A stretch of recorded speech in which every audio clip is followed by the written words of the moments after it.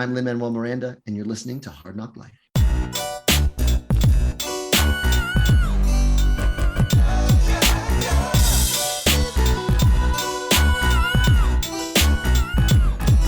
it's the NOC in full color, you see me? The Hard Knock Life, comics, movies, and TV, yeah. Pop culture with a Welcome to Hard Knock Life. I'm Keith Chow. Hey, I'm Dominic Ma. Hi, Keith. Hey, Dominic. Brittany's out this week once again, but she will be back next week. And didn't have you last week. My brother was on to talk about Black Adam. Yeah, And I listened to you guys talk about Black Adam. yeah, what did you think? You didn't see the movie, but you listened to the review. I totally missed the movie. I mean, so what did you think? I really enjoyed listening to you talk about Black Adam with your brother. Would you say it's the most misunderstood superhero movie with Birds of Prey, or are there other as misunderstood? I think it's misunderstood in the sense that, like, I just didn't understand, and I said this last week, like, the amount of vitriol coming from the critics. Like, it's one thing, yes, it's a big dumb movie, but it's a big dumb movie that's got like heart and actually does wrestle with some interesting ideas that you don't get to see in a lot of superhero movies, like the geopolitical idea of, like, you know, what is the jurisdiction of something like the Justice Society of America, and, you know, when the Kandaki people have their own superhero is the only time they come in to try to, like, restore justice. But where have they been when they've had these occupiers? America is in the name of Justice Society of America. Yeah, right. Like, you kind of would think they're like. And there's definitely a connection to the American government because, you know, Amanda Waller is very much a part of the mission to arrest Black Adam. But beyond that, I think, you know, it's a fun movie. Like, there's some element of it that, like, has been missing from the DC universe thus far in terms of, like, yes, it's, you know, very violent, but it's still like comic book superhero violent. And there's some, like, lightness and humor in it. I think the humanity of the Sarah Shahi character is really great. Anyway, this is not the Black Adam review. What I will say is The Rock promised to change the hierarchy of power in the DC universe. And I guess he meant Black Adam is going to usher in a new era in which James Gunn and Peter Safran are the Kevin Feige AI robots of the DC universe. Yeah.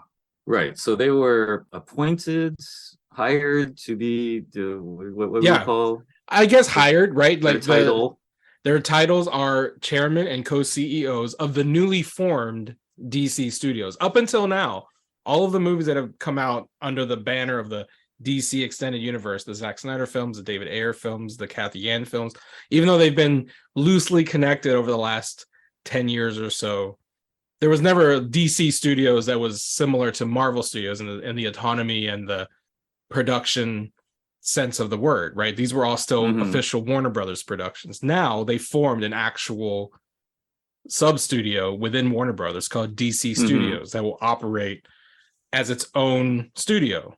And they will report directly to David Zaslav, the president of Warner Brothers, without any of the... Because that's the other thing, right? Like, throughout the years...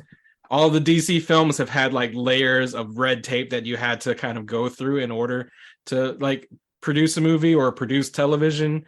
You know, the Arrowverse was like, well, you can't use these characters because they're over here. And then the features would be like, well, you know, these characters are off limits and those characters you can't touch. And this is the Superman. And that's now TV, film, and animation fall under one single entity. And that's James Gunn and Peter Safran. Yeah. And I think it's interesting because, I mean, you know, we've talked for a long time about whether the DC side would ever have sort of a, you know, analogous corporate structure to what Marvel Studios has done. And it seemed with the Discovery merger, like they were at the brink of going completely the other way, perhaps fragmenting completely. So I thought that was interesting, that this news that came out this week. Yeah. And the thing about, like, what caught me off guard is that these are two names that I didn't even have any idea. I mean, the irony, and we'll talk about it later in the episode, the irony is that the announcement of James Gunn taking over DC Studios happened on the exact same day that Marvel Studios released the Guardians of the Galaxy holiday special trailer. Yeah. And he still has Guardians 3 coming out in 2023. Yeah, it's just playing both sides of the fence, which is fine because, you know, just between you and me, there's a lot of people out there who do not know that Guardians is not a DC thing. There's people, there are a lot of normal people out there for it's one big superhero block. Okay, sure. we remember the Marvel DC divisions. But anyway, blah blah. I'm really speaking for the normies today. No, that's fine. We need that. I mean, you actually visited the set of the Suicide Squad back in the before times. Yeah. And met James Gunn and Peter Safran briefly on set. Like, do you have an impression? I mean, I know you're somewhat of a James Gunn fan. Well, like when I first heard this news, I thought it was a good idea for one thing, and I'll try to say why. Yeah, it's back in, was it 2019? Before the time started, I got to go to a set visit for the Suicide Squad, which was shooting at the time. Thanks very much, Nerds of Color, and that was very interesting. So among other people, we got to meet with Peter Safran, who was one of the producers on the project. And, he definitely seemed like a producer who gets stuff done. He seemed like real solid, a capable dude. And then we, briefly, James Gunn came and talked to us about stuff. And people like and don't like James Gunn for all sorts of reasons, which are well documented and not going to get into here. For myself, I thought he did a great job on Suicide Squad and Peacemaker. I think I prefer those to Guardians of the Galaxy. Really, like I totally get what Guardians of the Galaxy did. It made like Marvel fun for people. We're not into comics, and again, for the normies, that's good. To me, I thought they were kind of overrated. But I thought his superior comic book work really was on Suicide Squad and Peacemaker. And I gotta say, whatever else you may think about his stuff, that guy really loves comic books. James Gunn does. He really loves comic books. And you can tell because he pulls out characters like frickin' Polka Dot Man and Judo Master. Right. You know what I'm saying? I mean, the thing that Suicide Squad and its offshoot Peacemaker have in common with Guardians of the Galaxy is that, to your point about normies, these are characters comic book fans barely know about, right? Like, you can call yourself the biggest, Wednesday Warrior comic book shop guy, and fucking Groot and Rocket Raccoon were not top of mind before 2014 for most of us, much less Peacemaker and Bloodsport and Polka Dot Man. Yeah. And he turned these into like household characters. Yeah. Peacemaker had one of the best DC shows ever. Yeah. And like effective movie characters, Yeah. People with like an internal story. Yeah, exactly. Like a character like Peacemaker in the Suicide Squad movie, had a certain, like, I'll come out and say, when I heard that they were going to spin off Peacemaker into his own show, this was before seeing even the movie. I was like, really? Of all the characters, you're going to get Peacemaker a show? Exactly. Yeah. And it was one of my favorite shows of the year. Yeah. Well, one of the things that was great about Peacemaker was it went sort of subversively funny on that white male, right, aggro dude point of view. Now, I think this begs the question, like, if we can keep doing that. I mean, that's a good point, because I think some of again, you're right, there are a lot of people who maybe in bad faith have problems with James Gunn, but to take at face value, some of the concerns that I've seen mostly is that, does this mean now the whole DC universe will have the same tone as Suicide Squad and Peacemaker? And I don't think so. I think, to your point about James Gunn, he loves comic book characters. He loves superheroes. He does. He understands that you can't make every character in the DC universe the way you make Peacemaker or the way you make Suicide Squad. Yeah. I mean, in many scenarios, it's a great move just because there is that love and there's a creative involved at the top, and you could look at it like an editor-in-chief in the comics company sort of analogy. Maybe that's not the best analogy, but I think there will be embracing of all sorts of different stories, as opposed to, just get out of the way, as opposed to the Snyderverse, as opposed to the concept of the Snyderverse and the way that kind of, whether Zack Snyder intended to or not, became like all about him.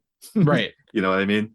Right. Like all about these my Snyderverse DC characters. They're my artistic, filmmaker vision, whatever. And all the movies will have that same thing. I would venture to guess that the Gunn-led DC movie slate will not have that kind of, this is James Gunn's Justice League. Dark. Right. This is not the Gunverse. And he said as much in the announcement where he talked about, like, the thing about the DC films going forward is that they will have unique director-led, creator-led visions, right? So I think he's still going to embrace what separates the DC universe from the Marvel Cinematic Universe, and it's still going to be filmmaker focused, but perhaps the Gunn Safran regime will have a little bit more I don't know, like common threads kind of strewn throughout, without having to compromise people's artistic visions.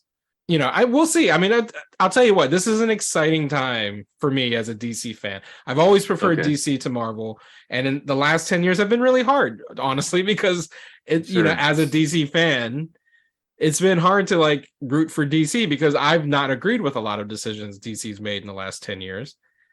And Marvel seems to be hitting, like, if not home runs, constant triples. Solid contact. Yeah. They're getting on base at the very least, where like DC was striking out. Yeah. You mentioned the original merger, and it seemed like, holy shit, this is the end of the world. Like, they're canceling projects. People are leaving. Like, it's going to be a bloodbath. And now it's, it started with Black Adam, the Superman cameo at the end of Black Adam, and now all of the press Henry Cavill's doing about, I want to do a joyful, optimistic, hopeful Superman movie. Mm-hmm. He's like coming out and saying it, like with the hair, with the spit curl, with the joyful hair that you like so much. I'm all in. I can fully embrace Henry Cavill as my Superman. But that plus, this exciting news about James Gunn and Peter Safran having a vision for the DC universe. Now, I will say all of this to say, as much as I'm excited about like kind of this unified vision for movies, TV, and animation, the other interesting thing about the announcement is that like there will still be DC projects that don't fall under their purview. The Todd Phillips universe of Joker films, for example, the Matt Reeves Batman movies are still going to report directly to Warner Brothers films. They're going to report to DeLuca and Abdi, not to James Gunn. So there's still going to be like these satellite DC universes. And I don't know what this means for the HBO Max shows like Titans and Doom Patrol and Harley Quinn. What does this mean for the remaining Arrowverse shows? I guess Superman and Lois and The Flash, but The Flash is going to be gone after this season. But there's still some satellite DC universes that aren't going to fall under this new DC Studios banner. Yeah, what happens there? That's interesting. Well, I mean, I'm just speculating here, but might that mean that maybe DC has found a way to have it both ways? Because we've talked about this, like, earlier, you can make the strong argument that DC was just Batman, right? Batman first, Batman everywhere. Maybe, I'm just imagining it's possible that they could have a DC Studios version of Batman overseen by Gunn and Safran, which is like, Earth One. Right. But they still get to do as many Batman things as they want, willy-nilly, because they want to have as much Batman as possible. Maybe this is their way of having it both ways. Yeah, that's true. Like, if we're still thinking of this new DC, it's the DCU now, right? Like, it's no longer the DCEU. They again, going back to the press release. Because that E was really annoying. Anyway. Well, the E was unofficial. There was never officially, like, the DCEU. It was just, I think, a way of, like, I don't know what the fuck the E. I mean, there was an Entertainment Weekly writer came up with it, and it just stuck.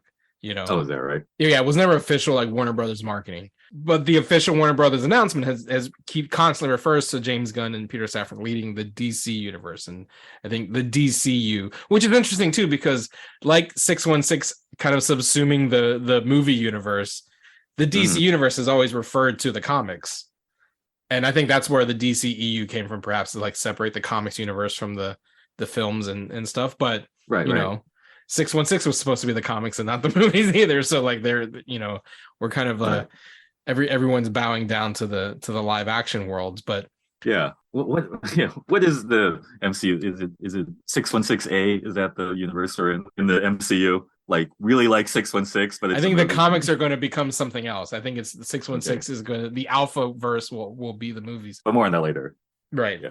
But on the DC side, like they're still kind of basing everything from what came before, right? Like Aquaman is still coming out, Shazam is still coming out. Black Adam is firmly placed in the established universe because Amanda Waller, Henry Cavill, Superman. Like, do you think it'll be it's not, we already know it's not going to be a hard reset because Henry Cavill is still Superman. I would assume Gal Gadot will still be Wonder Woman. We'll probably get a new Flash. I'm pretty sure Ezra Miller is not long for Flash. Talking about a new Flash, which is fine. Ben Affleck still Batman? I mean, I don't know, but I'm sure top of their mind is to pick a new DCU prime Batman. I'm sure that's high in their list. let's say above, A new Flash. Well, New Flash is pretty high on their list, I guess, but but you know what I mean. Like they're going to want to establish who this DCU Prime Batman is, and whether it's Affleck or not, they're just going to want to have one pretty quick. And I don't know if you were talking about whether resets or not. I don't think so. I mean, I think it's fine if they reset some of the casting choices that were made during the Snyderverse period, because honestly, I don't think they were good casting choices. Mm-hmm. And by the way, that's a lot of where Marvel works its magic. They do some just like, casting ideas that become reality, and you're like, hey, that's pretty snappy. That makes me interested in that movie.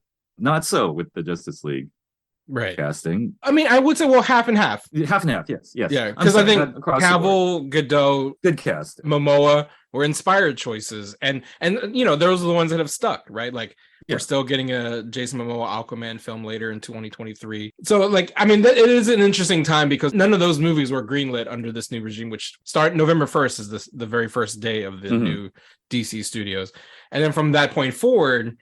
Fiscal year, isn't it? Yeah, it's the fiscal year, or at least it's a new quarter. But when they do take over, I mean, again, I'm sure these negotiations are already taking place. James Gunn is firmly invested in Dwayne Johnson as Black Adam.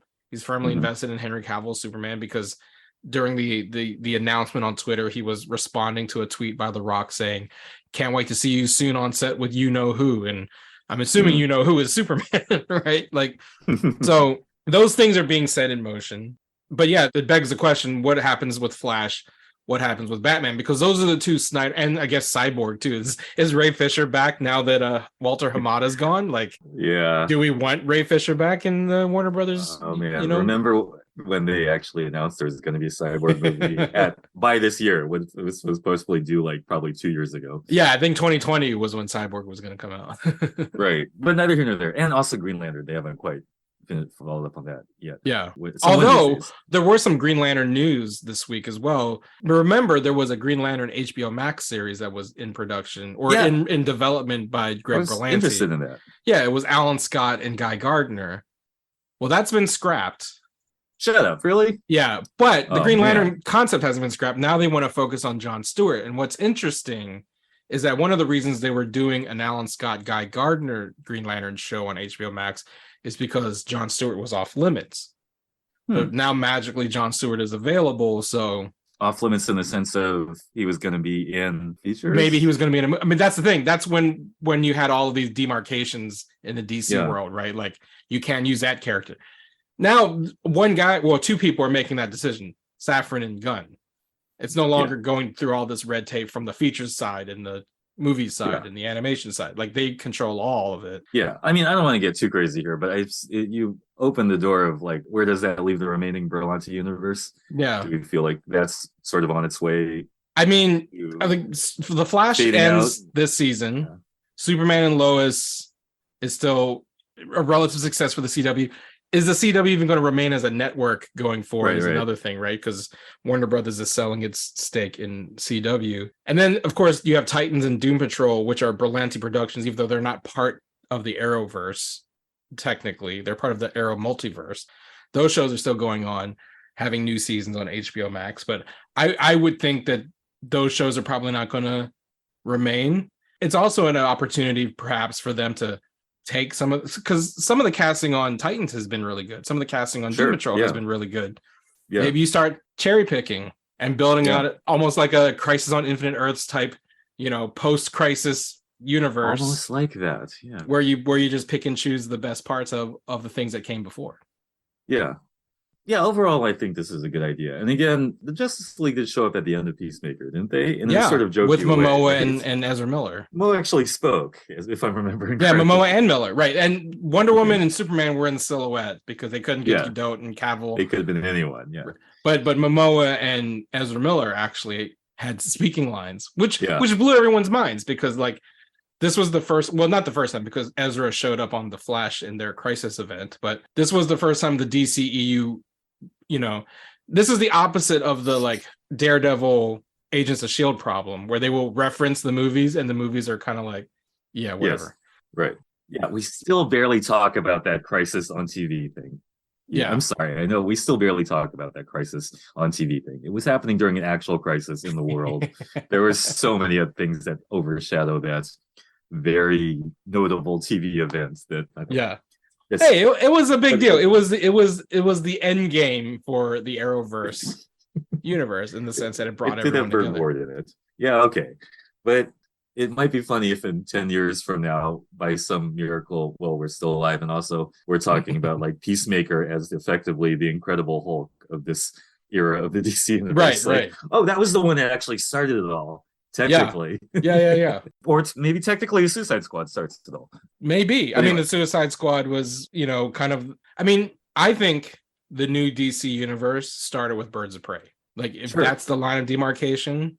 Sure. Because it did break from the stylistic choices that came before. Yeah. And Margot Robbie's, you've said this multiple times, that Margot Robbie's Harley Quinn is also a Nexus character in this She DC is a Nexus universe. character. So, and another example of like perfect casting. So we have the Margot Robbie Harley Quinn, we have Gal Gadot as Wonder Woman, Henry Cavill Superman, Jason Momoa as Aquaman. I mean, if that's your linchpin, and Dwayne Johnson as Black Adam, if that's your linchpin for this future DC universe, I think we can survive a new Batman and a new Flash. Yeah. That's a good way of thinking of it. Yeah, that's pretty strong. A new Joker. We don't want Jared Leto coming back as the Joker, right? Yeah. Well, there's always some dude in line to play Joker. They'll find some good dude. Guaranteed Oscar nomination. Who doesn't want to be the Joker? But yeah, I like that framing of like maybe we'll think of it as Birds of Prey was the starting point, because that was an interesting one. Because again, Harley Quinn is a Nexus character, so Harleyverse of a sort, and yeah, in that movie she affirms that she was in the Suicide Squad of some version, so she kind of simultaneously broke from recognizing for Suicide Squad as reality, but acknowledging that she's also in the Suicide Squad. Right. The not sequel, the Gunn version. Right. Which does exist, somehow. I mean, that's the thing. Like this loose universe over the last 9-10 years. I mean, I like it. I like that you don't exactly discount what came before, but you don't also have to hold it sacred either. Sure. It's kind of like what Marvel's doing with Daredevil. Sure. I think you can pretend the Netflix show was canon and where it fits with whatever stories they want to tell going forward. You can still remember the time Matt beat a bunch of dudes up in a hallway. That always happened, but maybe meeting Punisher didn't, because they don't bring John Bernthal in as the Punisher or whatever. Or maybe Bullseye will not be the guy in the Daredevil costume in the Marvel Cinematic Universe, right? Maybe. Yeah. Or maybe he will. Like, that's the thing. You can kind of like pick and choose. I don't think the actor who played Bullseye in Netflix is a big enough name that they'll actually bring him back for the MCU if they do bring back Bullseye. That's some harsh Hollywood talk too. Yeah. But you know what I mean? Like John Bernthal as Punisher, maybe, if he's interested in doing an MCU version of Punisher. Elodie Young as Elektra, maybe you could bring back. But, that's kind of getting losing the thread a little bit. But hey, speaking of losing the thread, my random thought was Elodie Young should have been Talia al Ghul. Oh, she would have been a good Talia. I can't even remember who was Talia al Ghul. Okay, well, I remember who was in Dark Knight Rises, but that's the. But Elodie Young definitely should have been Talia al Ghul in something. I'm just going to vote for that right here. Sorry, that was my tangent. Go on. Yeah, no, it's fine. But yeah, so I mean, I haven't been this excited to be a DC fan probably since they announced Christopher Nolan was going to be doing Batman. You know, that's the last time I was like, wow. Yeah. Honestly, for all the complicated feelings people have about James Gunn and his style, I think it is a good move. With the long view, I think it is a good move. Well, and then that's the thing though, right? The long view, because if there's one thing Warner Brothers and DC have always had a problem with, it's been the long view. Like, they make these grand announcements. Oh, that's true. And they fall apart before we get to that point in space. So they could quit tomorrow. It's possible, but right. But they won't. Who knows? James Gunn loves comic books. Yeah. But some now that Elon Musk is running Twitter, maybe they'll find some random tweet from 15 years ago. Oh man, can't even handle that. Every single thing in the world is more important than Elon Musk buying Twitter as a news story. Can I just say that? Every single stupid superhero thing we talk about, what color Blue Beetle's costume is is fucking a more important thing than this goddamn never-ending story of will Elon Musk buy Twitter or not? Oh, look, he did. Amazing. Yeah. Zero caring. Pardons the vitriol. Before we change subjects, the last thing I wanted to talk about, everyone's focusing on James Gunn. I think people are kind of forgetting about Peter Safran. And I think to your point about meeting him on set, he's a producer that gets things done. And let's not forget, he's a producer on the Conjuring universe and the Annabelle movies. He's got a very close relationship with James Wan, which is going to be important, as James Wan is thus far the only billion-dollar director in the DCEU. Yeah, and a solid filmmaking dude. The Aquaman franchise is still going to be top-notch. He's a producer on Shazam, so even though Black Adam is now the superhero du jour, Shazam was not going to be forgotten because that's the Peter Safran project. He produced James Gunn's Suicide Squad and Peacemaker. Yeah. And, he's the business guy. James Gunn is the creative force. Safran's the guy who gets things done. That's kind of why they split their Kevin Feige into two people. You have the business side guy in Peter Safran and the creative guy in James Gunn. Do you think that's going to be a good match? Well, yeah, I mean, again, I only met Peter Safran briefly on the set visit. Impressive guy. And so I can't, speak comprehensively about it. But he seemed like a guy who was very interested in the talent he was working with. And, you want to see in the producer, a guy who's interested in the actors, the writers, who's doing the actual filmmaking. I mean, again, this is very optimistic, but in a way, it's like the optimal way you want such a thing arranged with a producer and a filmmaker, creative on top working in synergy. Because let's be honest, we had our pipe dreams like, someone who really loves comics, an artist, will run it. In reality, it's not just going to be some artistic type at top who just they're going to just hire a like fanboy at the local comic book shop to run DC Studios. Even though he has the best ideas in the world, in reality, they need someone who is a creative filmmaker, and they need someone who knows the logistics of actually making a big movie and moving money around. Yeah.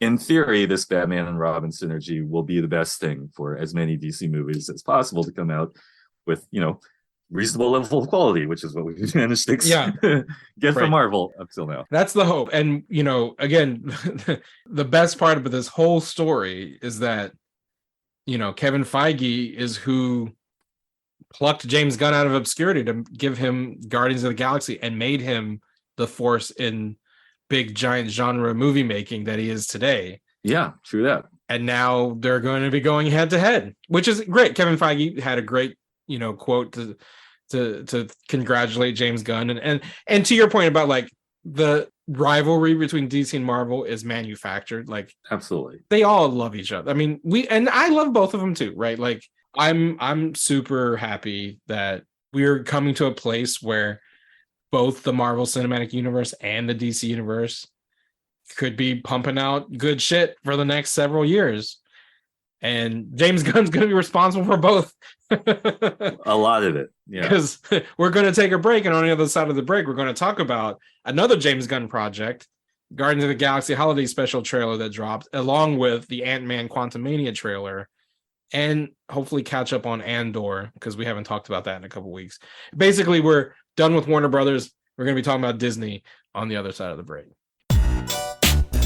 Guess what? Goalie Nutrition is sponsoring Hard Knock Life, and you can go to goalie.com to buy apple cider vinegar gummies, their ashwagandha gummies, superfruit gummies, and super greens gummies, and you get 10% off plus free shipping if you use the code HARDKNOCK at goalie.com. This is honestly, I've been taking the goalie gummies now for a couple weeks, and I have to say, they're tasty and they're good for you. Have you guys been enjoying the goalie gummies? I really like them. They're yummy, but it's a nice to add to my routine of already I normally take just straight vitamin C, so it's nice to have extra supplements. For a long time, people have praised the benefits of apple cider vinegar, and as someone who's had to drink straight apple cider vinegar sometimes when I'm not feeling well, or I have some joint pain, and your mom was like, drink some apple cider vinegar. It's not the most appetizing home remedy, let's just say. Right. It tastes horrible. So, the apple cider part is ooh, does it taste like apple cider? And it's no, it tastes like vinegar. But ACV is very good for you. And the fact that Goalie has been able to put the ACV into these tasty little gummies made with pectin and fruit peels, which make them vegan, which is cool. So if you're vegan, you can still rock these gummies, because everyone knows gummies are usually made out of like gelatin and nasty shit. These are made out of complete non-GMO, gelatin-free, gluten-free, vegan ingredients, and you can get the benefits, all of the benefits of apple cider vinegar, taking these tasty, delicious, convenient gummies. So go to Goli.com and use the code HARDKNOCK. That's HARDNOC, just like the podcast you're listening to. Get 10% off your purchase of Goli products and free shipping. It's a much better delivery device for that apple cider vinegar. Yeah. These Goli gummies are great. You get it, and it's a delicious little candy. And I've been enjoying the Superfruits one. I did feel kind of refreshed after taking a few of those. Yeah, no, but I'm loving them so far, and they're definitely tasty. If you just want tasty gummies, at least just eat them for the yumminess. Yeah. So go to Goli.com, use the code HARDKNOCK, HARDNOC, get 10% off your purchase and free shipping at Goli.com with the code HARDKNOCK. So we're not done with James Gunn, and as I mentioned earlier, and I wonder if they've timed this like on purpose, but the same day Marvel released the trailer for Guardians of the Galaxy Holiday Special, which comes out in like less than a month, they revealed the news about James Gunn taking over DC. So the James Gunn trending was all about Guardians of the Galaxy in the morning and then DC in the afternoon. Did you see the trailer? And as someone who's not a big fan of the Guardians, what was your impression of said trailer? Yeah, I saw the trailer. It's cool. I think finding Kevin Bacon is a great idea for a holiday special, given, they've name dropped him a couple times. That's funny. That's a good gag. Like I said, on the Guardians, I'm totally 50-50. Yeah. Do you think in the Marvel Cinematic Universe, Kevin Bacon, since he exists as Kevin Bacon, also starred in X-Men First Class? Of course he did. So that will be on his filmography in the MCU? I really want that to be true. I want them to look for Kevin Bacon, but they actually find Sebastian Shaw, one of the deadliest mutants in the world. And that's how they introduced mutants in the MCU. Yeah, that would be just, the nerd in me would die happy. No, that's probably not going to happen. They'll probably make a joke about it, because he was. It's a prominent role in an X-Men. Effective villain in that X-Men First Class. Yeah, he was nothing. Hellfire Club is a big deal, but yeah, I bet they'll make a gag about it. So yeah, move on. And it looks like, just from the trailer, that it's going to be very focused on the two Asian American actors in the Guardians, Drax and Mantis, right? Because it doesn't seem like it's not like it's the whole crew. Like there's probably cameos by Peter and Nebula and Groot and Rocket, but the main driving force, to your point, is this Kevin Bacon plot, and that's Mantis and Drax. I think that's kind of cool. It's like they're focusing on two Asians in Guardians. Yeah, it's funny you mentioned that. I didn't catch up on that, but yeah, they are an adorable couple, both Asian aliens, and they have funny speaking patterns, and they're the most hilarious comedy duo. But they're one part of the various comedy, right? There are a lot of comedy duos that make up the Guardians. But we are a little overexposed to Rocket and Groot's shtick, for a while. So just as well that we get on Drax and Mantis. And I'm pretty sure Guardians 3 is going to be mostly Groot and Rocket's story. I think if I remember correctly from Comic-Con, James Gunn said one of the main reasons he wanted to come back and do Volume 3 is that he wanted to finish Rocket's story. So I think we're going to get a lot more Bradley Cooper and Vin Diesel in the actual Guardians movie. What do you think of these? I guess, what do you call them? Holiday? I guess this is technically a holiday special because it's called the Guardians of the Galaxy Holiday Special, but it's up there with Werewolf by Night in terms of it's not a TV show and it's not a movie. It's this thing that kind of this nebulous thing that exists in between. Do you think we'll get more of these because Disney Plus is a thing? It is indeed nebulous. And as the comic book fan, I enjoy them conceptually as that thing that a special event that comes out once in a while, like an annual. Remember? For non-comic book fans, there are comic book series, and once a year they have an annual, which is this a supersized, giant size. A special story for Batman for that year, or Spider-Man, whoever it is. And it's sort of standalone, or it's just sort of not. It's just like a tradition. And what are holidays but not tradition and ritual? So for that reason, holiday specials, why not? Vary it up a little bit. I don't have a big opinion about it. other than that. So what do you think? Yeah, I mean, it's just holiday specials. As a physical media guy, like I wonder, will they release it on 4K Blu-ray? And if so, do I put it in between Guardians 2 and 3 on my shelf? That's kind of like the extent that but it's kind of a dumb thing to think about, I guess. As a crisis. My shelf display is what I'm worried about. Where does this fit on my shelf display? Does it go in between, or should it stand on its own? But again, I doubt they'll even release it in physical media because it's unique to Disney Plus. Because of streaming, you can do the one shot where it's like the 45-minute TV special, and then it doesn't have to screen in theaters, and it won't air on TV. It just exists on Disney Plus as a bonus for subscribing, I suppose. Yeah, and I think it's cool. Also, I gotta say, I'm fine with breaking up the format restrictions of feature versus half-hour TV versus hour TV. I think it's cool to do some one-offs. And if you have the creative freedom to do it, why not, right? Yeah. Now, where, Drax's search for Kevin Bacon falls into like dramatically important plot lines in the history of Marvel Universe, I don't know. Maybe it will be among the least. Maybe Sebastian Shaw will be his variant who shows up, and because to tie this into the multiverse. God, that guy's lethal. But yeah, so that came out. Before we jump into the other trailer from Marvel, I did want to mention, I don't know if you've been watching any of the official clips that Marvel's been releasing for Black Panther. Yeah, I watched them. I know I've been trying to avoid, I've told myself like I want to go in as clean as possible next week or in 2 weeks. Mm-hmm. But I can't help it, right? A new trailer drops, a new TV spot drops, a new clip drops, and I'm watching it and I hate myself afterwards.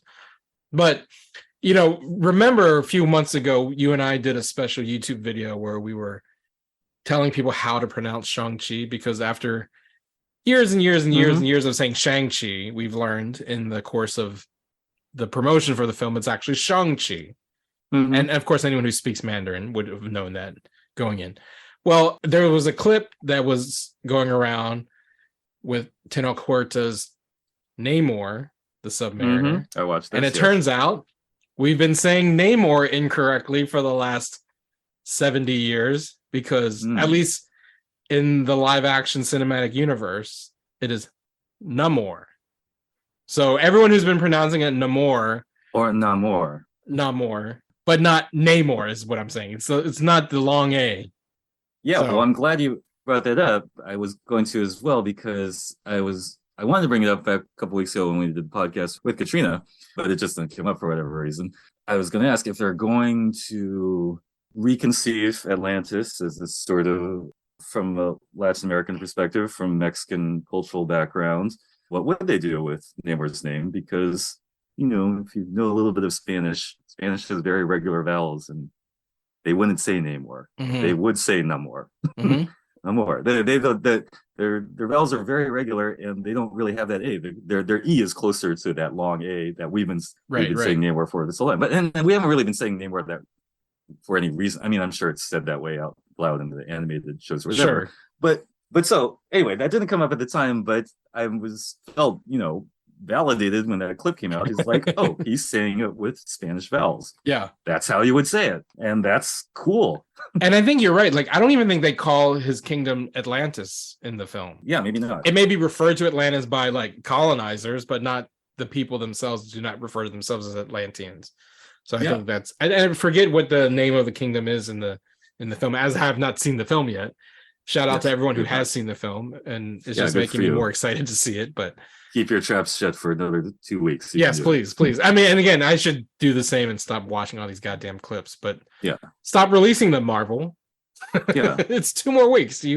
Or I could just have more willpower. But we know that's some of them have been delightful. But if nothing else, it's a good sign to the attention to detail they have to putting this Mexican cultural frame over the absolutely story. Because that's a level of detail that counts. Yeah. In Spanish, it would not be Namor. It just wouldn't. It would be Namor. And I think, like you said, like kind of overlaying this Mesoamerican culture into the world of Atlantis is one of the smartest things they could have done. Yeah, it's ambitious as hell. Yeah, absolutely. I'm not going to say it's not going to be without like potential landmines you could fall into, and that's Sure. one of the things I'm looking to. I made this analysis the last time, as you mentioned, when Katrina was here, that like as excited as I was when they cast Jason Momoa as Aquaman, and remember the first image, he had all of these like Polynesian body art on him, and you're like, holy shit, we're getting a Polynesian Aquaman. But it was just because Jason Momoa was that, but not Atlantis was still the Atlantis you recognize from the comic books, full of white people, right? And it wasn't like they're turning Aquaman's story into like a Polynesian story. Whereas with Namor, the Submariner, they're doing that. So I think it's very exciting, and I can't wait. Yeah, and again, this is not like, oh, they've like established this as the one proper way either. I want to get that out of the way. It's not like Namor was super wrong or something. Right. It's comic books. It's a living thing. It's a new way of telling a story, which has the advantage of not really having been tried before. But I will say as someone who used to propose an Asian American Namor back in the day, I wanted Daniel Day Kim to play Namor a long, long time ago. I always thought Namor should be played by a non-white person, because even in the comics, all the way back in the 40s, he was never portrayed as white. In fact, there's a famous caption where he was like, I think, saying that he's trying to stop the white man from invading Atlantis. So it's like, there was always a bit of a anti-colonial aspect to Namor. Yeah, that was always there in the character, even if he was always kind of drawn as a white man. Yeah, really, it's pretty exciting. So one more Marvel thing that came out this week was the trailer for Ant-Man and the Wasp: Quantumania. Got our first look at Kang proper, not just He Who Remains. We get a little bit of the story for Quantumania. Are you excited? Did it make you excited for Phase 5 and the real start of the multiverse saga? I don't know. Do you want to go first on that one, or do you want to hear my rant? As the Bay Area resident on the podcast. Yes, I'm one of those residents. Well, because it's also Ant-Man's hometown. Right. Oh, yeah. And by the way, are we sure that's how to say King? Is it that A? I don't know. Who knows at this point? It could be Kong for the Korean pronunciation. It'll be Kong. Get established, yeah. But that's neither here nor there at this exact moment. Okay, so Ant-Man trailer, great. It's this multiverse thing. Do you rate Ant-Man the same way you rate Guardians? That like it's kind of overblown as far as like its importance in the Marvel cinema universe? No, I mean Ant-Man is just okay. To me, Ant-Man and Guardians of the Galaxy are they're better than okay. They're very right. Very entertaining and appealing. They're just not my favorite. They're not Black Panther, they're not Winter Soldier, they're not Captain Marvel on my level. I'm sure there are people who rate Ant-Man above Captain Marvel, and there are things I think they're all screwed up. Yeah, but that's a whole can of worms we're not trying to open right now. That's a whole can of worm-mans. Ant-Man is fine, and it seems like they're putting a lot of like plot heavy, reveals and upheavals on this movie. It feels like that. It feels like it's trying to be weighty in a way that's, well, I'm just gonna say Ant-Man and the Wasp was light. Yeah, it's that multiverse thing again that bothers me a bit from watching the trailer. It's that old adage of fiction writing or any kind of art creative process, when anything is possible, nothing is interesting. Right. And really, that's the whole danger of the multiverse thing. If we're going to go to here's another trippy world. Here's another world that looks like you took shrooms at one time. Here's the other world that looks like you took acid that one time. Oh my gosh, look at my hands. And, and we're getting that in the trailer. How much is it going to be effective when it's in the movie, right? Yeah, it's that what dreams may come thing. And it's like, I'm not about that, dude. I don't care so much. But I am excited to meet Kang, and this is interesting. And again, it's weird because, this is just me, like, it's hard whenever I see Jonathan Majors as the big bad villain guy, because I just remember him as that guy in The Last Black Man in San Francisco, which was a great indie movie. And again, this is just an acting thing. Like, he was very much like this sort of, sensitive, weird guy in that movie. So, but I mean, he's an actor. So, and he got buffed the hell up to be in the Creed 3 movie. Yes. So, we didn't even talk about the Creed trailer a couple weeks ago. Holy shit, does that look good? Yeah. Holy pescado. But yeah, I think that you're right that Ant-Man was never my favorite Marvel movie. I mean, but again, I'd never hated them. I thought they were fine movies. They were entertaining. I never really revisited any of them. Kind of how you feel about Paul Rudd in the whole universe. You know what I mean? Like he's totally fine. Yeah, he's like he's fine. A decent sandwich. But it's not something I'm constantly wanting to revisit. And the promise of Quantumania, even when they announced it so many years ago, was that it was going to really kick off the whole Kang thing, because everyone knew Kang was going to be the big bad for this next phase of Marvel. And to your point, though, it's like it does feel a little weighty for an Ant-Man movies, which have typically been like not that weighty, Yeah. At the same time, Ant-Man is the reason that Endgame exists, right? Like traveling through the quantum realm is how we got Endgame. So it stands to reason that he would be at the center of this next saga. But I mean, I thought it was a fun trailer. The thing that I was most excited about for Quantumania happened just recently after the trailer was released, which is also interesting. But there was a casting announcement that came out several days after the trailer. So that means, are they still fucking filming? Because why are they making a casting announcement? They're doing reshoots, man. These things go on. Did you see this casting announcement? I think I know what you're about to say. William Jackson Harper has been cast in an undisclosed role. And okay, your guy Sheedy from The Good Place, right? Here's my thing. People are like, well, it's not going to be Reed. He's not Reed. Stop pretending he's going to be Reed. Because, of course, as you know, as most people who listen to this podcast know, WJH is my number one Reed Richards. I would love if they cast Kristen Bell as Sue Storm, by the way. And Manny Jacinto as Johnny. And why not Jamila Jamil can be the thing? Titania. All of The Good Place into the Fantastic Four. Just make Titania the fourth and forget Ben Grimm. William Jackson Harper has been cast in a mystery role. And my point is, if it ain't fucking Reed Richards, why keep it a secret? Interesting. Why not just say William Jackson Harper will be playing whoever? Right? Yeah. But they're like, we're not going to say who it is. We're going to say he's in Quantumania. Yeah. Which features Kang, which has connections to the Richards. Yeah. We were presaging our Fantastic Four movie. Because at this one, if he's not, that's funny. Reed Richards, like, why even cast him in the MCU? Because the whole reason because the whole reason people are like, well, William Jackson Harper will never be Reed Richards because he doesn't want to do Marvel movies. But now he's doing, so he'd rather do Marvel movie as like rando number 7? No. Well, this is a very extensive bit of counterintelligence thinking you're doing here, Keith. I mean, it is, because I think, like, yes, I know there's that you want Harper to be Reed Richards, but it's like, why wouldn't they announce it? Well, they know that you think it's Reed Richards, so they, even if it's not Reed Richards, they are not saying it so that you will continue to think there's a reason they're not saying it, even though there's no actual reason they're not saying it. I don't know. That sounds more tinfoily than just what so I was you saying. will continue thinking that it's Reed Richards. But they get to have it both ways, because they don't have to confirm or deny, and you're just gonna keep hoping. But it reminds me of Dwayne Johnson's whole lead up to Black Adam, where it was like, there's a guy in this movie. I won't say his name. We'll keep it a secret. But let's just say the most powerful man in the universe is in our movie. Like, you're right. You're saying it without saying it. And I feel like that's what's happening here. And we're not too far away from that Spider-Man movie where the cast actively lied about everything that was in the movie for a year. Exactly. So, yes, you're perfectly right to think this. And again, to the favor of your argument, it's weird that the Marvel Cinematic Universe is getting to the point now where they're really doing this sort of wish fulfillment thing. It's sort of like that. Other people call it fan service, but yeah, I get what you mean. Other people would call it fan service. Depends how you deploy it.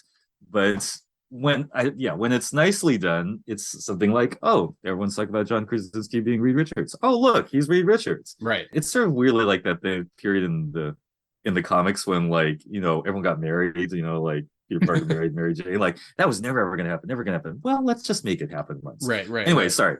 But and all that to say, just because it's out there, it might just turn out to be true by the force of people wanting it to be true. Yeah, I think so. Hell, it got me more excited for Quantumania than I was when the trailer came out.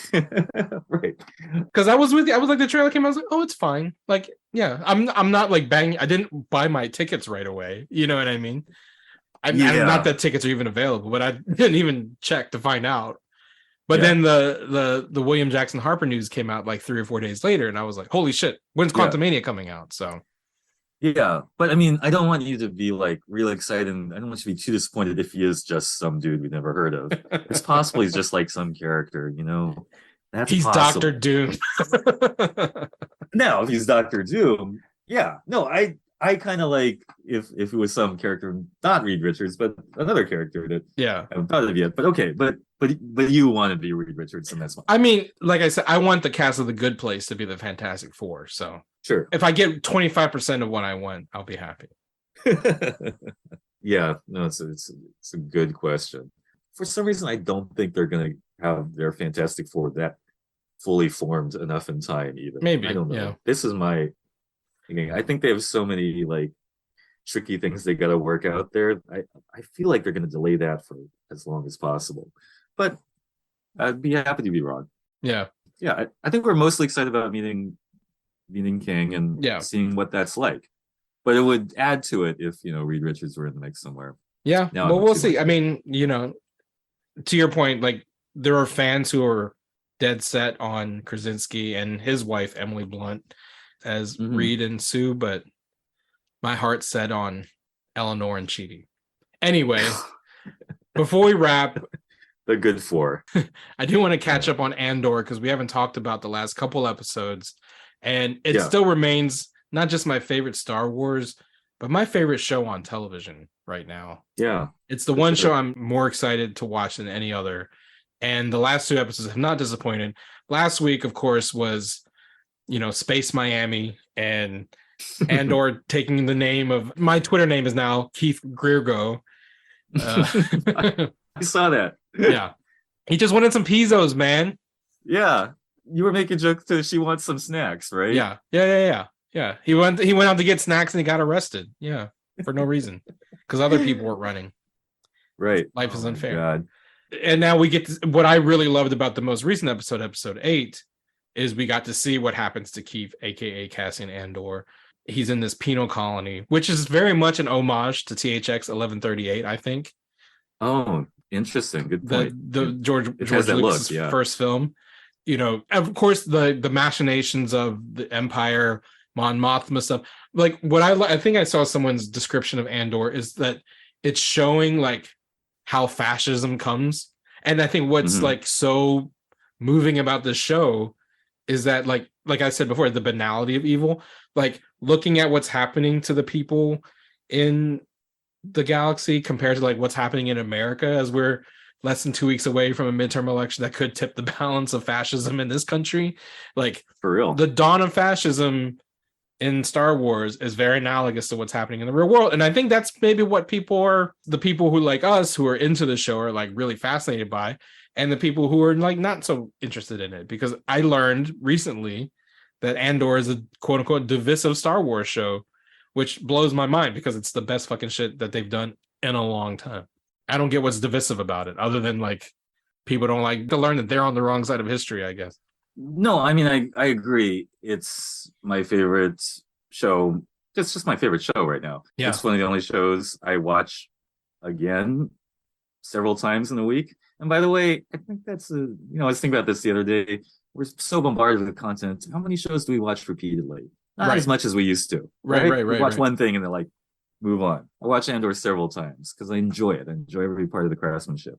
And yes, the political subtexts are fascinating, almost too real, dude. Really, almost a little. Because I mean, can we just say this last episode was very upsetting? I mean, it was upsetting in a way that Star Wars never is. It's fucking. You don't want to end up in that labor camp that's run by Imperial like guys with stun batons in electric floors. You just really don't want to end up there. That shit is scary. How effective that scene of the guy who reached the end of his rope and just said "fuck it" and then jumped onto the electric floor. Because it's very Shawshank. It's very like it's like prestige TV Star Wars. Like totally the acting, the production. Yes. It's like if AMC made a Star Wars series in 2006. Yeah. Right.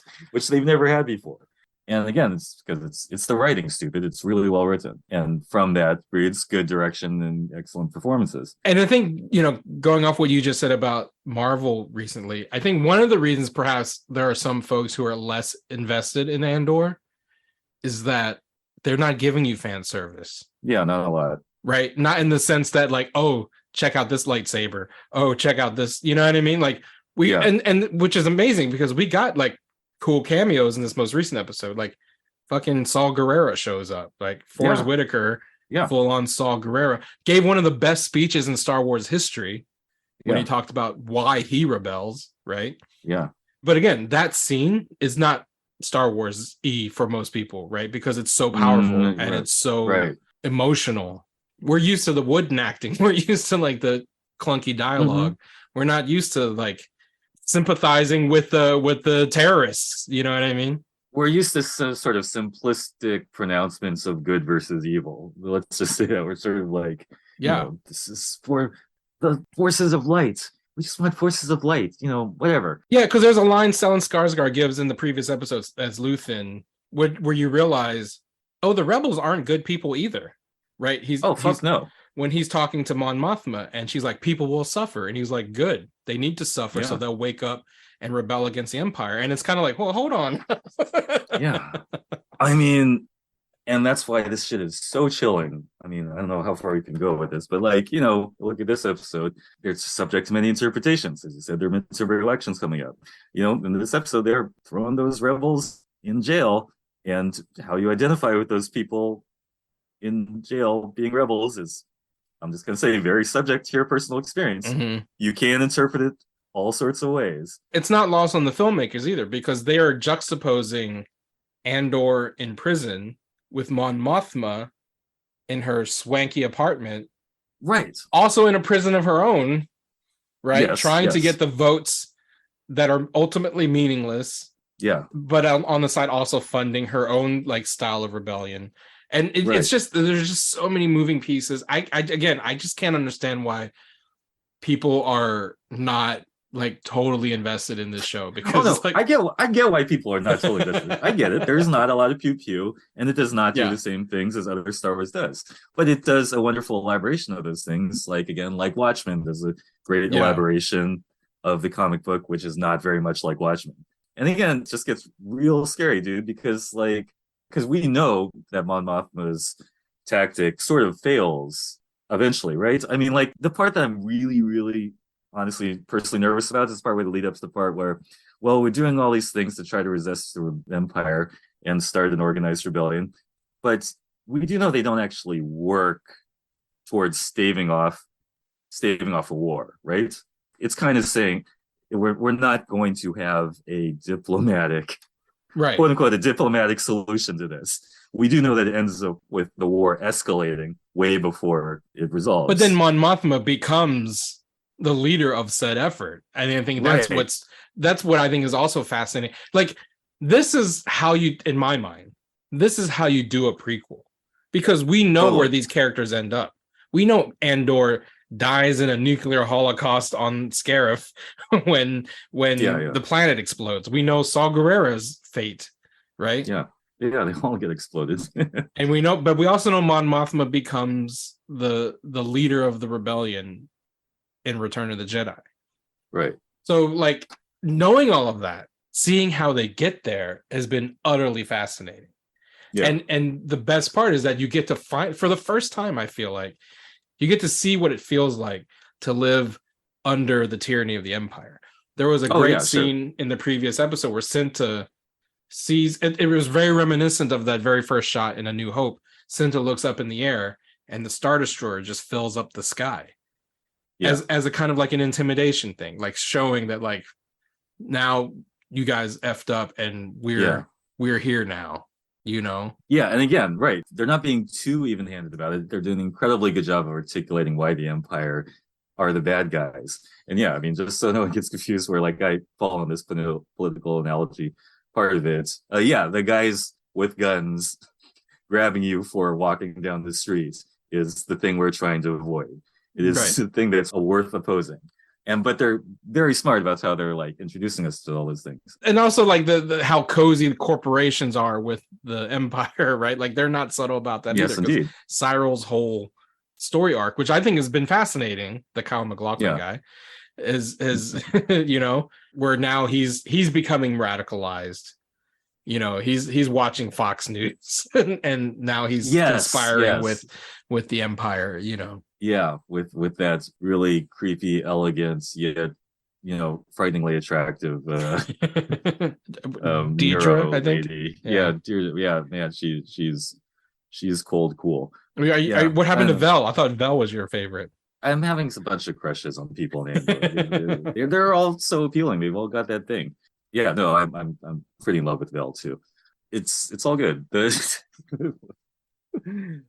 Backing up an episode. Okay, before I get enmeshed in what I consider the chilling political analogies of Andor, I mean, the essential human stuff they do, like the episode before this one, I think had some just really fierce scenes of laying out, what everyone's motivated for in this conflict, especially like that scene that he has with Marva, his mom, thought was one of the most heartbreaking, spellbinding things that's happened in any Star Wars and most TV shows. She says that thing about, that's just love. That's just how it is. And she's making this tremendous sacrifice to be radicalized on the behalf of to oppose the Empire. She's saying like, I'm old, I don't care, and this is worth more than my life. You go have fun in Space Vegas. And again, in an old school way, that's just like textbook screenwriting. That is what you want to do. Characters with multiple problems, multiple objectives, they don't get evenly worked out because someone has a bigger starship or a better superpower. There are conflicts within conflicts, and that scene I thought was astounding. Yeah. And I think you can't ignore the other chilling scene in that episode was the flashback to his father figure, also named Clem, being lynched by the stormtroopers. Yeah. Like a black man hanging in a town square has a visual representation that you can't ignore the power of. And I'm actually surprised, maybe because not a lot of people are watching Andor, that it wasn't a bigger deal that scene existed. But right. I mean, I know I found it absolutely chilling. And the way that flashback was shot, I thought was really interesting, because if you paid attention, they would flash back to young Cassian with his father, Clem. But then when they cut back to Cassian, he's still in the flashback, but it's adult Cassian, it's Diego Luna. So he's like, you see that he's in his own head when he, when he remembers the stormtroopers. I guess they were still clone troopers at that point because they were wearing clone armor. But whatever. But like that was just a chilling scene too, Yeah. An excellent scene. So much good stuff. But yeah, on one lighter fan service note, I was watching these last two episodes and thinking, at what point exactly did they retire the beach troopers? Because that's always like been a little question mark in my Star Wars understanding. Because they only had them in Rogue One. They clearly we never saw them again in the original trilogy. And I've always wondered, like, what were the beach troopers? They were specially trained to like preside over beaches. Maybe, because at least in the original trilogy, you had snow troopers. Like that was the only like variant of the stormtroopers. But they had a big desert, and they sent the normal stormtroopers to that desert. I think the beach troopers got disbanded. That's true, for lack of being important. Well, I think to your point about like when you watch the prequels, like they had all these color codes for clone troopers. You had like blue ones and red ones and green ones, and but by the time of the galaxy, the Galactic Empire, they're all the same. But then by the time of the Mandalorian, you have like tank troopers. Like you start to see the variance in the stormtroopers again. Maybe it's just the corners of the galaxy we saw. We just never saw the other, armed services. We just saw like one specific, that's combat. true. Like the stormtroopers we saw are the ones who were tagged to fight the rebels, but you had all kinds of stormtroopers. And then what I also find interesting in Andor is that you see a lot more of like the human empire, like people in just the traditional Imperial costumes. Even like the wardens in the prison you're talking about, they're just wearing the Imperial costumes with the orange Nikes. But like they're not, you would think like there would be more armored and helmeted troopers around. But I think one of the criticisms of Andor is that it's very human centric. Like there aren't a lot of aliens. That's funny. That's a weird criticism, but but I think if there was a place to put like more alien characters, it would have been in the prisons, because I don't know if this is like expanded universe or not, but like, wasn't there a thing about the Emperor being human centric, or like that's why the original trilogy there are not as many aliens serving in the Empire, because the Empire is all white British people. So it would have been interesting to see like more. It would aliens. be in line with their fascistic principles, right. And I think it would be more interesting to see like some of the other prisoners be aliens that are building. I'm assuming they're building like Death Star parts, but who knows what they're. Oh my god, what a drag! They're basically they're like making the toys. I'm sorry not to get too real, but they're pumping out Star Wars accessories. Oh, maybe like the thing that builds your action playset. Yeah. Or anyway, that's what I was reminded of. No, it's true. Yeah, Andor's great, and I'm actually sad that there's only 4 left. I kind of want, but that just means the next one is the climax of this particular arc, and then we have like one last. Yes, this 3-episode arc. Yes, each second one has to do the Empire Strikes Back thing, and each third one is a trilogy resolution. Yeah. And by the way, it is sort of spelled out that they're having 2 seasons or 24 episodes at least already. Yeah, I mean, I hope that was the announcement that Tony Gilroy said we're doing 2 12-episode seasons. Now, again, the news of like Andor's viewership being abysmal, I hope Lucasfilm and Disney stick to it and give them the next 12 episodes. But man, I just hope that it's not a cheap show, because like they're not shooting on the volume; they're really like shooting on set, and it shows. Like the filmmaking of this is unlike anything in Star Wars. Yeah, it's big production value. The only thing they're skimping on is the alien masks. I do think they have skimped on the alien mask a little bit, but they put it into other resources. Yeah. I hope that's all not true, man, because again, this is one of those shows that we like for particular reasons that the dominant culture seems to shit on. Like we haven't had one like that in a while. I guess Birds of Prey was one that we stuck up for that other people were like, duh, what?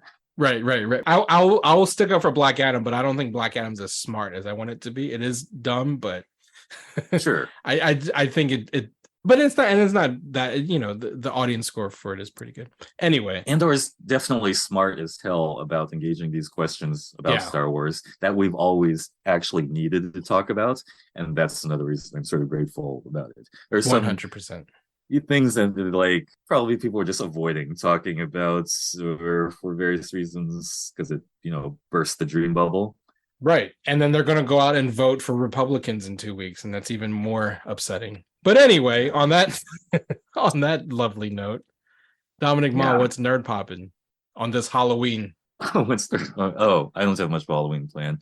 I don't know. I can't think of it except MC Frontalot and the Four-Eyed Horsemen had a nerdcore streaming show on Halloween weekend on Saturday, and we're gonna have them as a guest at some point in the near future to talk about music and nerdcore hip hop things. Yes, that's all I got. Except, but I'll just say, Vel, I totally love you, and I love your love story, Vel. I'm not like trying to creep. I mean, actual queer relationship in Star Wars.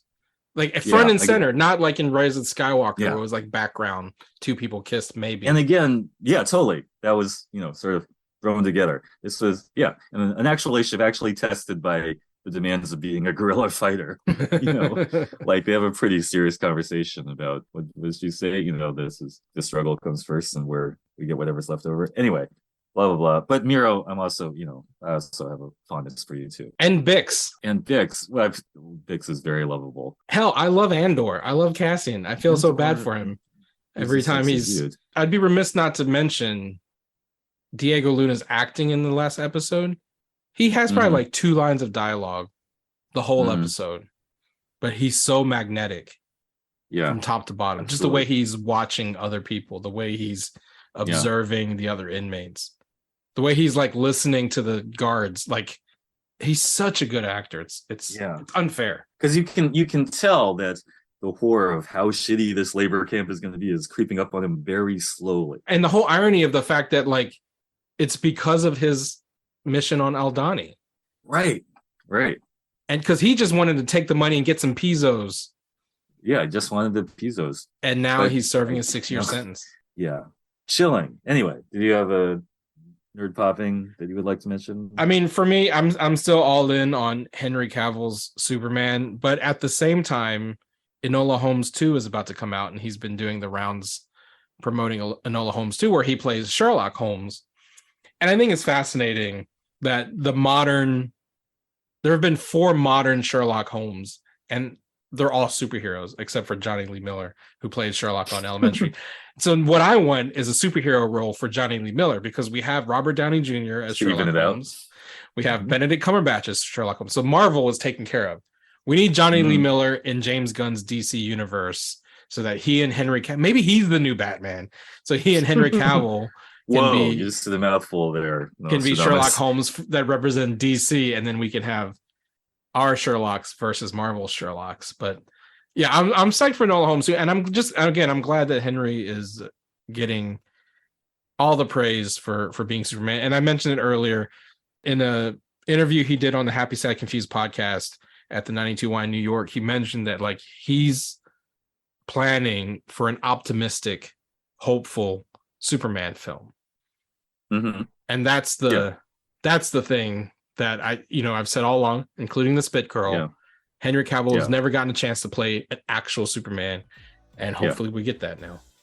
As opposed to that guy without the Spit Girl who breaks the guy's neck at the end of the movie. Is that what you mean? Who's always glowering, right?